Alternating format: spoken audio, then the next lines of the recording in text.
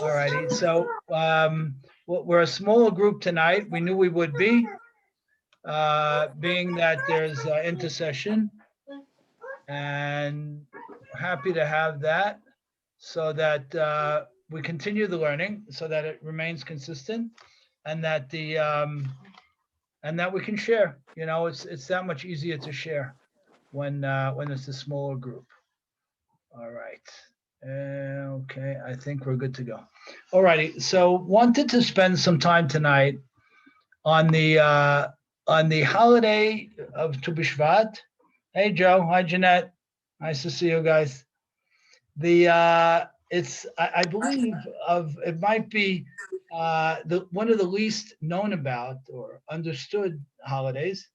It actually offers some very special things and insights, and I thought it would be great, and that's why I moved up. Last week I did the Kiryat Yam Suf, and we connected it to Sefer Yoshua. We did that a week early, so that we could spend tonight's class on Tu B'Shvat. So let's first get a very quick perspective on its origins.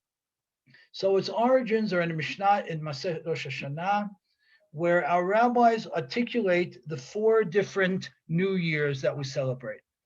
And the first New Year they talk about is the first of Nisan, right? The month that Pesach is in. And they call that Rosh Hashanah for the kings, the New Year for the kings. Now, what would that mean?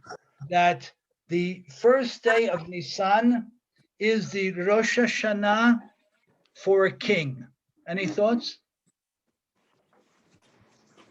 Now, what do you say? Rosh Hashanah for the king. It's interesting. It means as follows. It means if a king took the throne in the month of Adar, the month before, once the month of Nisan comes, it becomes his second year on the throne. So when we're counting years, we begin the count, we pursue the count from Nisan. So even if someone had spent less than a year, hi Jeff, even if someone had spent less than a year, once we turn the corner of the first of Nisan, well, then it begins year two. The second new year that our rabbis identify is the beginning of Elul, and then they come around to the beginning of Tishri, which is the Rosh Hashanah for the Maaser, for the 10th, the tithe that we take from livestock, from animals. And the way this works is that we have to bring 10% during the time of the Beit HaMikdash. We'd be bringing 1/10 of the new livestock as a korban, as a sacrifice, expressing thanks to HaKadosh Baruch Hu. In terms of there being a new year for livestock, for the tithe or the tithing of livestock, it means that if something was born the year before, meaning the month before, it couldn't be brought in lieu of something that was born in that month. So once you have that cutoff date, whatever belongs to the previous year is in that year. And if you wanted to replace, whereas during the year itself, you could certainly replace one for the other, but being that these come from two different years, then they are considered different from a halachic perspective. The third, as we know, is the beginning of Tishri, which is our new year, of course, but it's also the new year for years. We count years. We count the Shemitah, the seventh year. We count the Yovel, beginning in Tishri. And then we have this beautiful and seemingly mysterious perspective brought that there's also a Rosh Hashanah for fruit trees. Now, when you think about it, the Rosh Hashanah, the beginning of years, hi Lisa, hi Cecile, the beginning of years that are articulated are very, very specific, very important Torah concepts. It's the beginning of the year for the tithing of Behemoth. It's the beginning of the year for counting when the Shemitah is, when the Yovel is, when the Jubilee year is, when the seventh year of rest of the ground is. The other one where we're counting the the beginning of the give me year a box for our kings. underneath you. Oh, Essential to have a sense of when a king has been considered to have started his reign and when it ended. And here our rabbis come and say, well, wait a minute. There's also a Rosh Hashanah for trees. And you know what? We're going to be very specific, and we're going to highlight that this Rosh Hashanah is for fruit trees. So as the print the banner pictures that Raquel outlines, sent. everything else that we talk about, the 3 other new years during our Jewish year, relate to things that are overwhelmingly biblical and historic and have great significance. Should Tu B'Shvat be put in with them, which it is, it means that there's some great significance to that as well. And what we want to do tonight is touch on a few of the perspectives that I hope and believe will deepen our understanding of the holiday. I want to just show you before we start, we came skiing for a couple of days with Gail and Sam and their children, and my granddaughter Frida added her notes to my notes. So, should there be any confusion in the class tonight, Gail, Frida Drew added her notes to mine, honey. So we're all set. We're ready to go. Okay. So let's talk about this. Let's talk about this Tu B'Shvat. First, practical application is as follows. We also have to bring a maaser from our perot. We have to bring 1/10 of our perot, of our fruit, to Jerusalem to be eaten over there. In certain years, we give them to the poor. In certain years, we bring them to Jerusalem. So here again, as with the kings and as with the livestock, if a piece of fruit ripened on the tree before Tu B'Shvat, it's considered a fruit from the previous year and has nothing to do with our new year and can't be brought in lieu of the new fruit. Okay, good. So we got that. There's some other interesting things that are compounded onto this, and that is that the first 3 years, when something is planted in the land of Israel, we can't harvest it at all. The first 3 years of fruit, of grapes, we have to leave them on the vine. We have to let the shtil or the sapling mature. The 4th year is netadavai, which we can't harvest either. And we can only begin harvesting in the 5th year. Here again, when does the year start? Not from the day we planted it, it's considered a full year, but from Tu B'Shvat. Good. Now, so we see that although the day, we don't really understand where it comes from, we see that there are halachic implications to it. Because if we're planting and we're harvesting, we're building around that day. Fine. We're not farmers, and we're not in the agricultural business. So if Tu B'Shvat is going to be something that all of us ought to participate in, then we need to understand what it means to us. Okay. In order to begin to get there, and we're going to touch on a few different areas, first thing we need to understand is that Tu B'Shvat comes early. What does that mean? How many of you have fruit trees? Anybody have any fruit trees in the backyard in Jersey and Brooklyn? Yeah, Lisa, you guys have fruit trees. Okay. When do the fruit typically come out? May, June, when? March. March? More towards the summer, like the end of spring. Generally more towards the summer, right? So Tu B'Shvat is then early, right? So we say that Tu B'Shvat is the time when the almond tree will ripen, but in practical terms, in terms of fruit trees in general, it's very early. In fact, it's still wintertime in Israel. The heavy rains generally stop by now, but it's early enough where we're not talking about the harvesting time. We're talking about a pre-harvest. So the first thing to note is that this holiday about harvesting doesn't come out at the harvest time. It comes out before.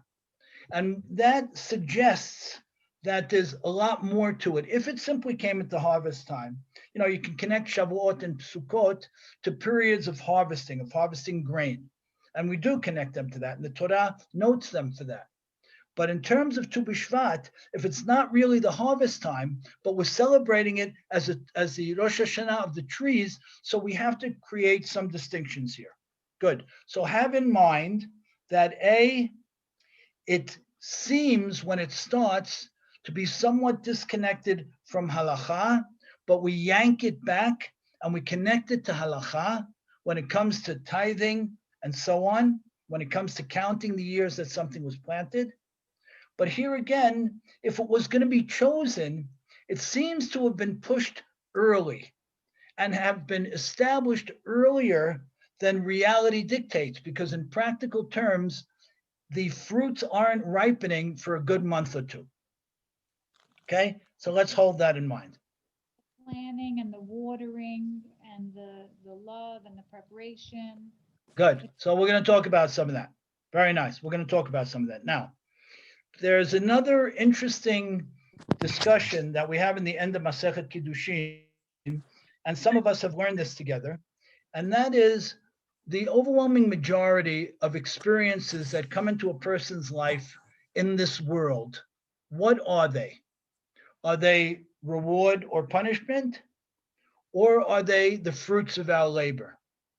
Now, our rabbis spend about 5 pages in the tractate of Kiddushin discussing this at the end, and there's a very intense back and forth on it. What does a person really experience in this world? Is it simply the fruits of what he or she has done, the outcome of it, with God's intervention, of course? Or is it reward and punishment for what the person has done? Now, you might say it's the same thing, but it isn't. The reward or the punishment is exclusive of where the action takes us. The perot, the fruit, the peri, is the outcome of where the action takes us. In other words, you can build a beautiful relationship with someone, and you can end up falling in love with that person. That would be the fruit of that investment. The benefit, the sahar, the reward for the investment could be all kinds of eternal things that are a result of the beautiful things that you did together to enrich the world, to grow in Torah, to grow in Chesed. Those things that you're rewarded for are different from what you do here and the pleasure you get here. So our rabbis in the end say that yes, there is some reward and punishment in this world, but most of what we experience in this world is the fruits of our labor. Now, sometimes that's challenging because sometimes we hit difficult spots in the road. But we need to know, as we've talked about before, those spots in the road are a combination of the fruits of my labor, what needs to be built into my labor to enhance those actions to greater the potential fruit, and God's involvement in directing that. But in any case, when things come our way, we want to be internalizing them as not a punishment, not a getting knocked down. We want to say, you know what? We built, we grew, we tried till this point. This is the result. HaKadosh Baruch Hu is involved in it. And now we've got to continue. We've got to learn the messages and continue growing. So the idea of a peri or fruit is not limited to a tree. It has everything to do with how we look at the world. And really, it's much harder to look at life that way. It's much more serious. And it means a different level of intensity, a different level of challenge. When I see, it's literally like when you plant a tree and you water it and you seed it and you care for it and you make sure that it gets all that it needs. What will you see? You'll see more beautiful fruit ultimately emerge from it. Generally. Now, sometimes, even though you did all that, there's a curveball. Good.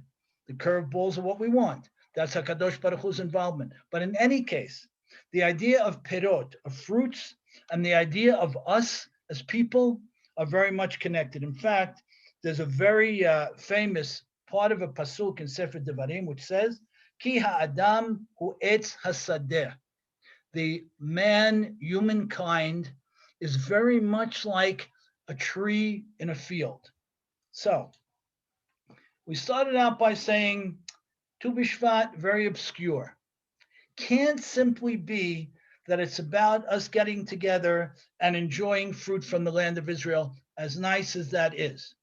If our rabbis called it one of the four beginnings, there has to be something more to it. Then we added in that, well, there is a harvest time for fruit, but guess what? Tu B'Shvat is not that time. And although it does mark more or less a cessation in the heavy winter rains in Israel, it still isn't the harvest time. So there has to be something. Lisa mentioned process. We're going to talk about that in a few minutes. Then we want to bring in the fact that the human being is tied to this concept of perot, is tied to the concept of fruits, because our rabbis end up saying that, yes, life is not arbitrary. Life is not coincidental. Life is not easy. Life, thank God, is more blessed and happy than not, God willing. But we work and we do, and we deal with what comes our way based on our actions. And that's a serious person's approach to life. So, ki adam hu etz hasadeh means that, you know what? People are a lot like trees. And what a tree experiences and bringing forth its fruit is very much what we will experience. Okay, that sort of sets our backdrop. Now, we're going to weave in a little bit of a light Kabbalistic perspective on this to build on the introduction that we just talked about. Our rabbis say that, and we see this in modern scholarship as well, that there are four key areas that sort of speak to the development of the human being: earth, water, air, and fire. Earth, water, air, and fire. Now, some of you coach, some of you teach. Any perspectives on earth, water, air, or fire as they relate to the development of the human being? What would you say?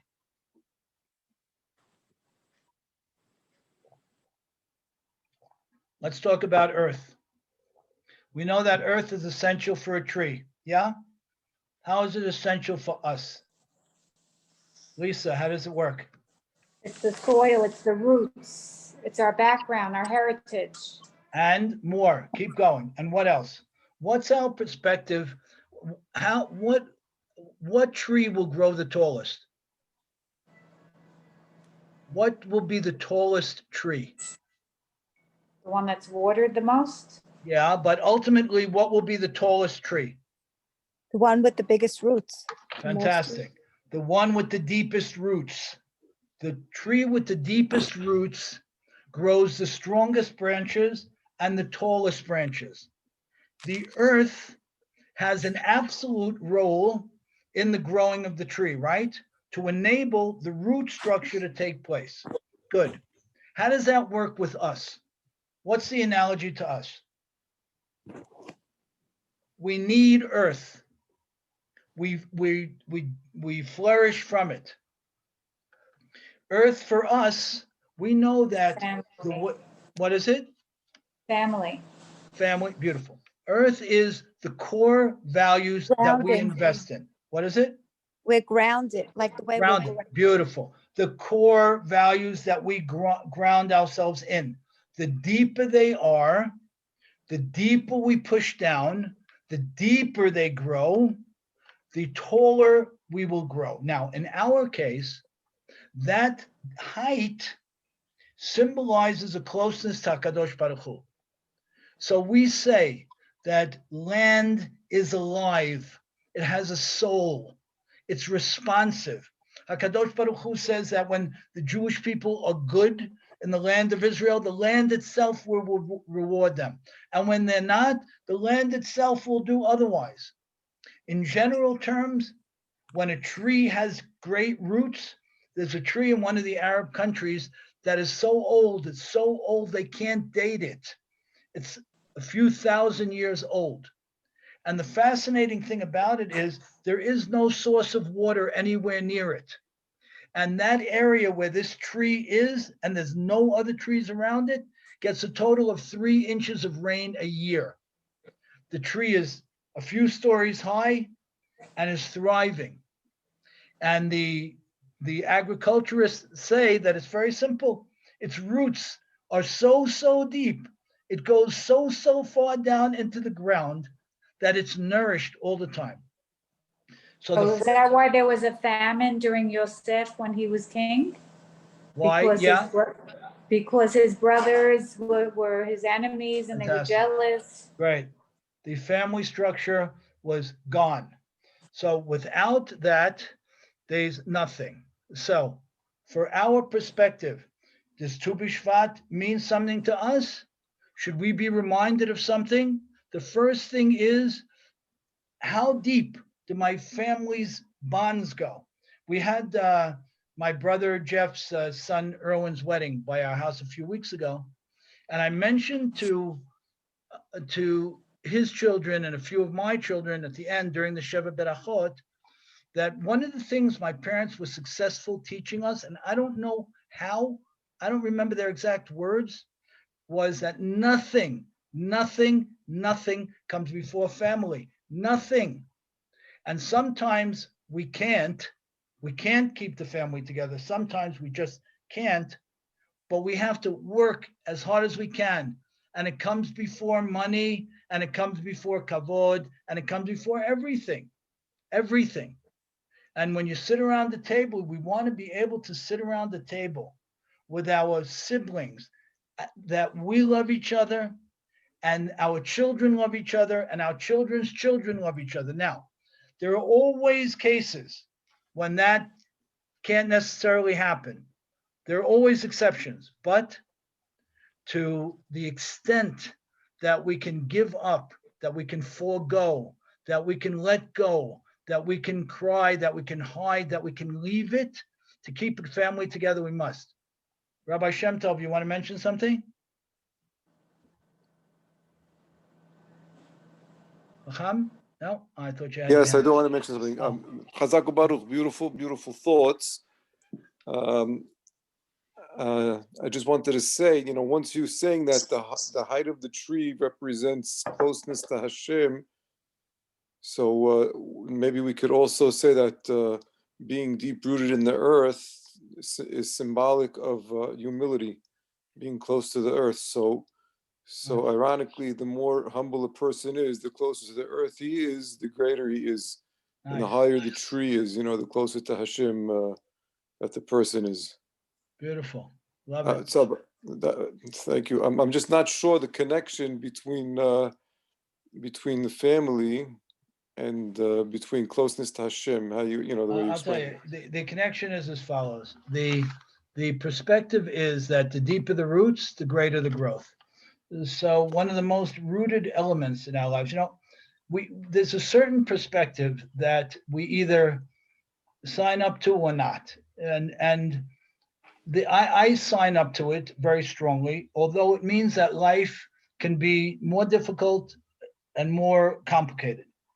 And that perspective is friends are outside of me. I can choose to bring certain people into my life or not.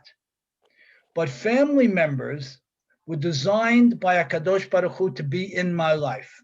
Therefore, the challenges that I have with a family member might be very, very difficult. But HaKadosh Baruch Hu insisted that I deal with that person as a family member and not an outsider. Now, that may make the challenge so much harder, but it was by design. Many of us can say that, I don't know, could that sibling be from the same set of parents? Is it possible? I think we could say that, right? I think Yes. Most of us could say, is it possible, right? Particularly in our families where there could be a spread of 20 years. between one child or another, and they effectively could have grown up between very different parents. But leaving that aside, and Rabbi, I'm speaking to your point most directly, the Hakadosh Baruch Hu puts blood relatives together by design. And therefore, the challenges that we face with blood relatives cannot be ignored. They have to be suffered through because they're there by design, as opposed to a friend, an associate, a business associate, where I can simply be minatek. I can cut myself off from it because that's not a blood relative. So I don't have to go all that far at all. I can go as far as halacha demands of me, and then I'm done. But with a family member, yes, there's a point where I may have to walk away, so to speak, but it's a very different point. And a family relationship demands a level of growth in each individual that's unparalleled in anything else, in my opinion. I believe by design, Hakadosh Baruch Hu makes siblings insanely different and says, you better figure out how to love each other and give to each other and work together, because that is going to enable you to become more of the person that you must be and the person you must perfect in you. And I know all of us can tell stories, very heart-wrenching stories, of sacrifices they've made for siblings that they wouldn't have made otherwise. And that's the right thing to do. And sometimes it's not one sacrifice, it's several, and that's the right thing to do. So therefore, when we say the earth represents shorashim, roots that grow deep, and we analogize that to family, I believe it's absolutely true that the deeper and stronger the root structure is as a result to family, the greater a person and the closer a person can grow to HaKadosh Baruch Hu. Beautiful. Thank you. The second one is mayim, water. What does water represent in Judaism? Birth. Huh? Birth. It represents birth, really? Like Yeah, giving new life. Nice. That's how what I would. Beautiful. What else would you? I think that's great. I never thought of that. So how would you tie it to a Right. Tu B'Shvat message that we can remind ourselves of and grow from? How would I tie Isn't water like reminds you of cycle, like cycle of life? How's Circle? that, honey? How's I that, don't know. Frida? How's that, honey? Don't put me on the spot. I don't know. I feel like because water always, goes in a It's cycle. new. It refreshes. What do we say that? What do we parallel most generally to water? What do we generally parallel to water? Huh? What, David? Torah. Torah. Exactly. Right. Exactly. Our Torah, we analogize to water. So if we're saying that mayim, that water, is that second enabler, that second foundation, and mayim is what? How do we parallel it to Torah? We parallel it for a lot of reasons. We parallel it because it's based on Hakadosh Baruch Hu's benevolence. The water rains down from the heavens at the Hakadosh Baruch Hu's behest. We say that the only keys that he didn't give up, one of the few keys, or the only key that he didn't give up, is the key of water and of dew, and to replenish and renourish. So we parallel the Torah to Mayim because we say this is directly from HaKadosh Baruch Hu. And generally speaking, not always, but generally speaking, water is in everyone's reach. Water is in everyone's reach. Water is accessible to everyone. Now, lo aleinu, there are people in the world who have a difficult time getting clean water. It's true. But that's not because it's not accessible to everyone. It's because we, as humanity, haven't made it more accessible to them, even though it's in our power to. So the same way that water is directly from HaKadosh Baruch Hu and is overwhelmingly accessible, so is Torah. So if we start, we talked about a few weeks ago how the keli, how the kli, the vessel, has to be built before the Torah is put in it. If we start with a deep-rooted conviction to family and to core values representative of Adamah, and then we move from there to build a life of Torah, where it's like water to us, where it's how we live, it's how we think, it's accessible, it's nourishing, it's natural, it's flowing, it's accessible. That's what Torah is. It's not by appointment, it's whenever, wherever, however. I want to tell you, I'm a very big lover of books, particularly Jewish books, and I cherish my collection. I cherish it. And whenever I get a new book, I cherish it. Now it's very interesting, and I'm a paper guy, I'm a book guy. But what I'm finding is remarkable is that on my iPhone, I'm getting Torah scholarship from all over the planet in 10 seconds flat, anywhere and everywhere. I never imagined something like this. And it's accessible to all of us now in any language. So if we say that the second core element that a tree needs to thrive is water, and we're paralleling ourselves to the tree, and we're saying that Mayim is Torah, Mayim Hayim is Torah, and now we're saying, wow, it's not 500 years ago when there was one book in a village, one Gemara possibly that people sat around, not even 200 years ago. It's at a period in time when it's accessible to me whenever I want it to be and wherever. Let's talk about Avir, air. Tell me about air. What about air is essential? It's essential to the growth of a tree, and it's essential to us. I'm going to throw you a curveball here, all right? Throw you a curveball. Avirat Yisrael Machkim. The air of the land of Israel makes us smarter, gives us wisdom. Now, I don't want to talk tonight about that, but I want to talk about the power of air as it results to us. What is it? What can Tu B'Shvat remind us of in reference to air? What do you think? This is a harder one.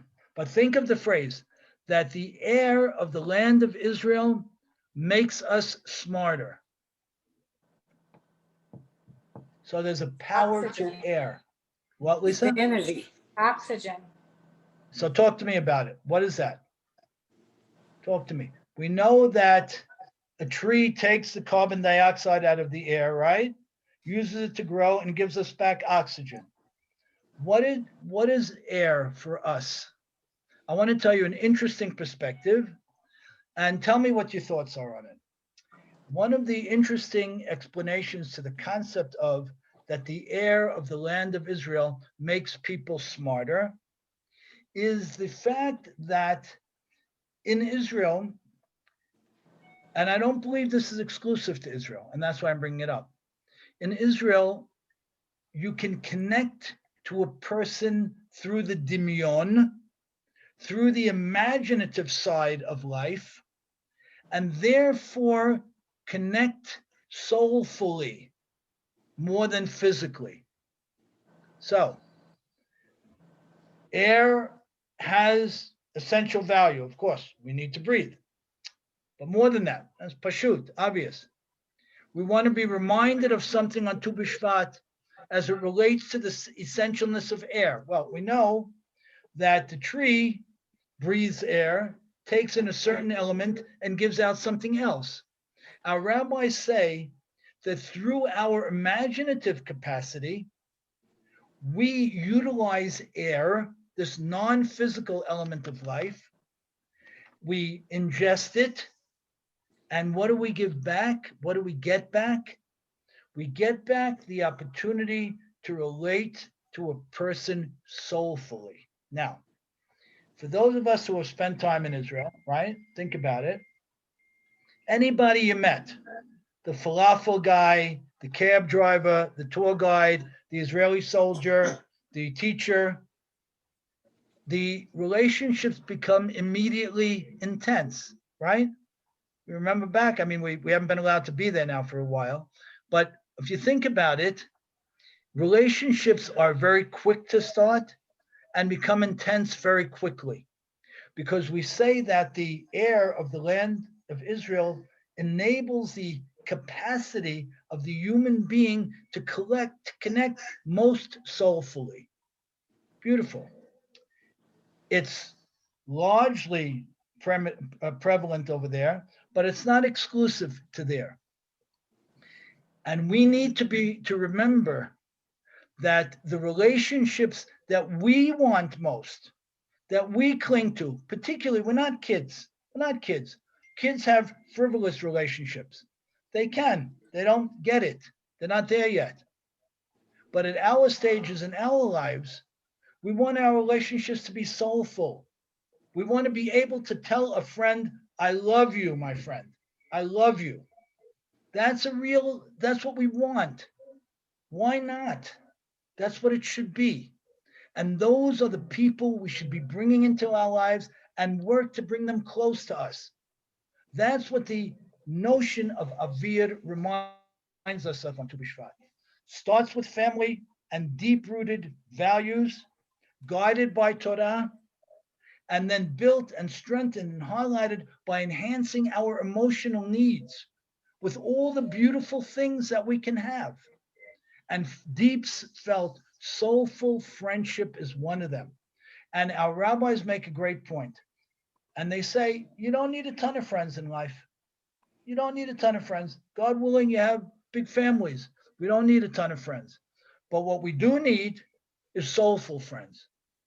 And this notion of avir, of air, is a way to remind us on this particular day to seek out and work hard to maintain and to deepen those relationships where my soul is connected to his soul. And that's what we want to try and build. And we do that primarily with our children. We do it sometimes with our teachers, but we need to remember that we can do it with dear friends as well. There's one other point, and that is the concept of Esh, of fire. What would you say about Esh, fire? Excitement. Excitement, yeah. Give me another word. How, or explain that. Fervor. Fervor. And Avodat Hashem, doing things with a full heart and passion, passionate. Fervor, passion. Good. Build on it. Jeanette, talk to me about it. Tell me about doing something with passion and not.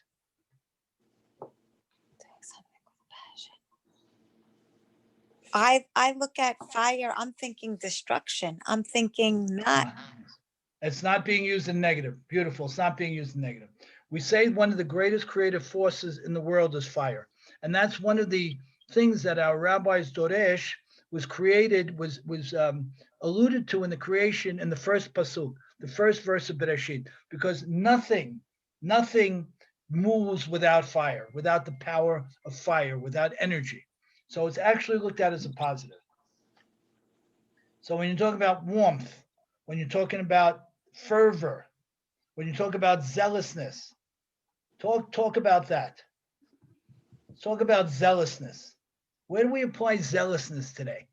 We apply it without even thinking about it to the people we love, right?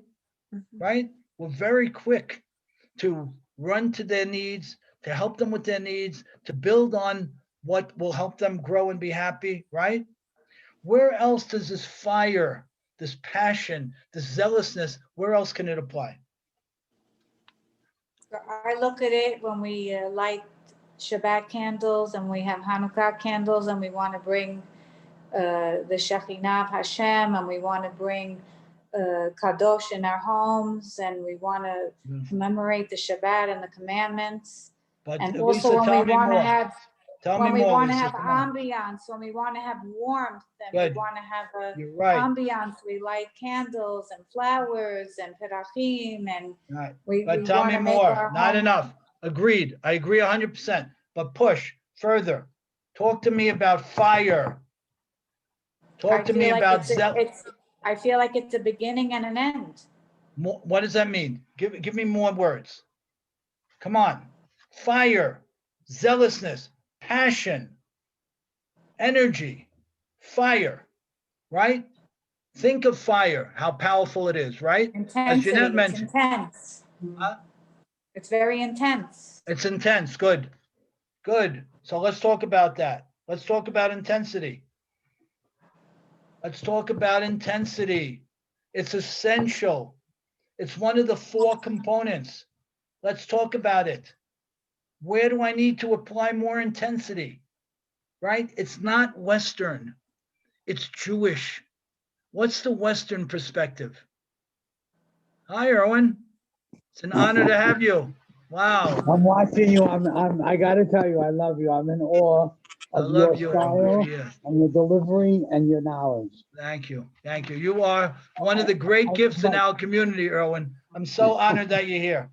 Thank I you. love I really you. thank you. But so now you woke me up with the fire, and I Yeah. just said that maybe in the world that you basically taught me, the world of chesed, that's where fire could be applicable. Beautiful. Tell me how, and then we're going to build on that. Tell me how. I think because being in that space for the last 14, 15 years, I noticed, and you've been in it for decades, and you've always been a mentor to me in it, that there's no boundaries of money or notoriety or acclaim. It's really, when people ask me, Erwin, what do you do every day? I tell them I'm on a mission from God. And that's what There really, you go. that's what drives me to do it. There you go. There you go. That's the fire. That's the fire. Tell me something, Erwin. Tell me something. In all honesty, you've enriched, I don't know, hundreds of people's lives and continue to grow. I've But been one a second, vehicle- one second, I've been one a second. vehicle for that. Thank you for the kind word. Okay, it's fact. 1 second. Who benefits more, you or them? Me. That's I love right. it. That's right. And that's what it should be. As you enrich other people's lives, you're greatly enriched. We all know this. We all know this, right? We all know it. But it doesn't happen without the fire. Right. It The needs fire to have the fire, right? Passion, the zealousness.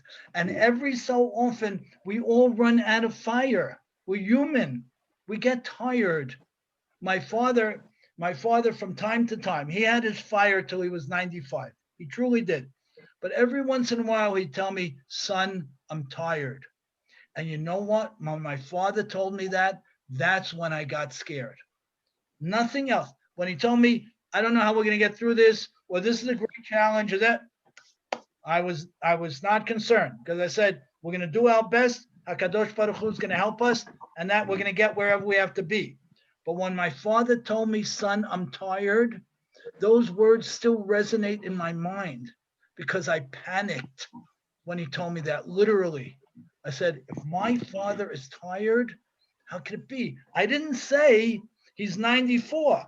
He's allowed to be tired. I didn't say that. I didn't say that because I wasn't brought up that way. Right. And the fire, the ish, the hitlahavut, the enthusiasm, the excitement, the energy, we need to grab it back. We need to grab it back in everything, particularly in areas of chesed. We're involved with others, in areas of family, in areas of everything, of zealousness, of excitement about religious growth, of excitement about relationship growth. On and on, no end. And that's why, we say in Judaism that the last thing on a list is the most important. It's based on Ramban Nachmanides' perspective in the Aseret HaDiberot. He says in the 10 Commandments that when you ever see a list in Judaism, know that the last thing on the list is the most important, and it enables everything that came before it. So the fire is the most important, and it enables everything that came before it. And that's what we want to be building. Yes, Chacham, you want to make a point? Yeah, I was just thinking what you said before, that when to Erwin that when he does chesed, he gets enriched more than he does the enriching, and that's also comparable to fire. You know, that one you could light a different candle and you don't take away from the original right. candle. That's right. Awesome. That's right. You never diminish. It never is diminished. It's a fantastic point. It is never diminished. You can light 5,000 candles from one, and the fire on the first is never diminished. And Right. that's the dispensation that HaKadosh Baruch Hu gives us. It is never diminished. So we'll pull it all together. Also, one more thing, if you don't Yes. mind, sorry. Yeah. So that says that there's 4 things that need chizuk, and you could explain the chizuk to mean a certain passion. You know, person has to strengthen himself in these areas, Torah, Tefillah, Derech Eretz, you know, certain things. So I just wanted to share that. In terms of using our fire for that, yeah? Yeah, in other words, certain things, there's a certain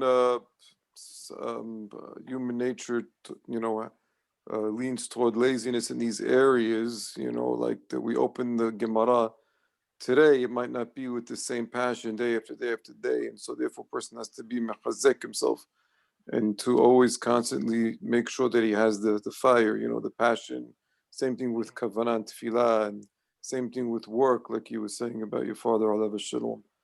You know, person sometimes just gets burnt out, and sometimes there's in business there's ups and downs, and so these are things that require a person to be mahazek himself in it and to rejuvenate the fire, to rekindle the fire. Great. Thank you. Zakabaru. You're So welcome. to pull it together, the day of Tu B'Shvat grounds us to certain core values. It grounds us to the things that are essential for growth. And they're essential for the tree, all trees and every tree. And when HaKadosh Baruch Hu tells us that man is intrinsically, essentially just like the tree, we have to remember about the land, the water, the air, and fire, and just 1 or 2 other quick things. You know, when a sapling first takes root, it's very gentle, and it can easily be trampled on, that baby tree. So we're reminded about the sensitivity we need to give to those things that are young, whether it be a person or an idea. We know that trees are multi-generational. There's that very famous story of the rabbi who was planting a tree, the carob tree, and the young person came and said, "Why are you planting this tree? It'll be 70 years before it gives fruit, and you won't see it." And the rabbi said, "Of course I'm planting the tree. That's what it's about. What will be in the future." And there's a very important thing to keep in mind here. When we reconnect to the fruits and we think about the land and we think about core building values, and those are that if somebody came back who had left the planet in 1950 or 1960 or 1980 and left and came back today, they would recognize very, very little. They would recognize the world that we live in today is so remarkably changed. But one of the things that hasn't changed is Torah. Torah never changed. If this Jewish person left the world in 1950 or in 1250 and was brought back to the world today, he or she would recognize nothing but the 800-year-old tree or our Torah that never changes. How remarkable is that? So when Wow, we beautiful. think about this day, and we Amazing. think about how everything is temporal, everything is temporary, except everything that we cherish, that we have, that so few people have. That's forever.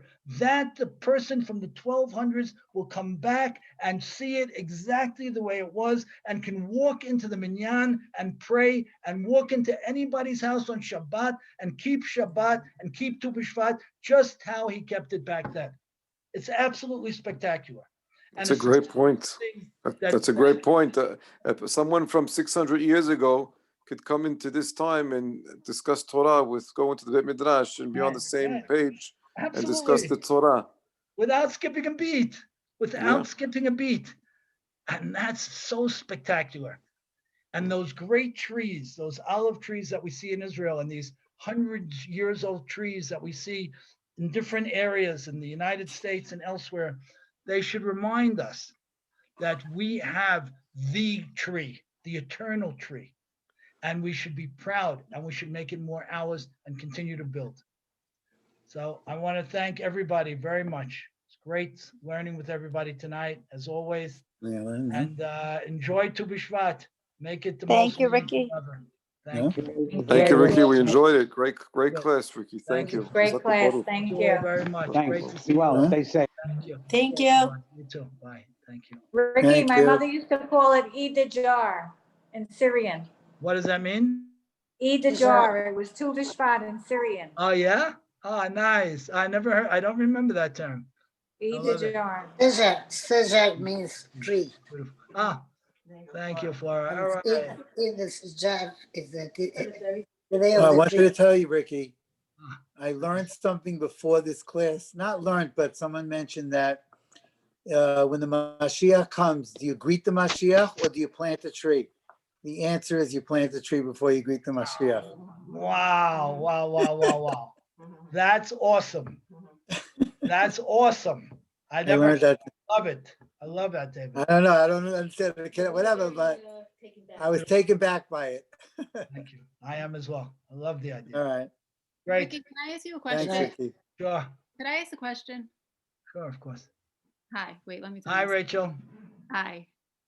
Okay, I wanted to ask you because something is not sitting well with me with the earth. Okay. The first one. The other three seem so internal. And yet the correlating the family value, like the value of family, seems a little external to me. How's that? I don't know. Is it any value that is your roots, or it has to be family? So you're saying is family the only expression? Very good. Beautiful. Beautiful. Family is not the only expression. Family is not. We emphasize family, but you're absolutely right.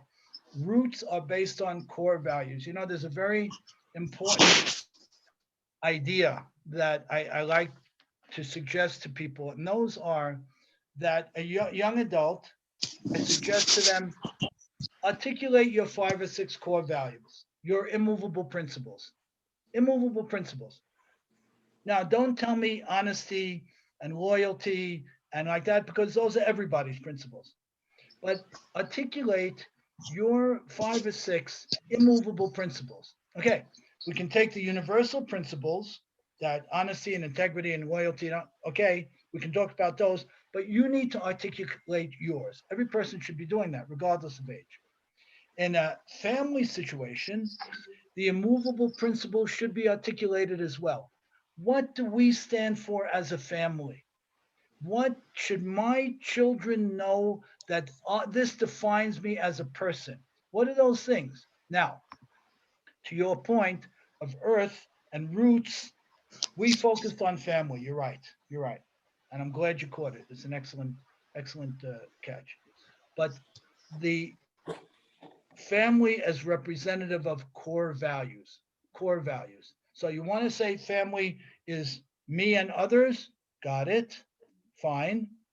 So let's take one step closer to ourselves and define our roots as our core values, our defining principles.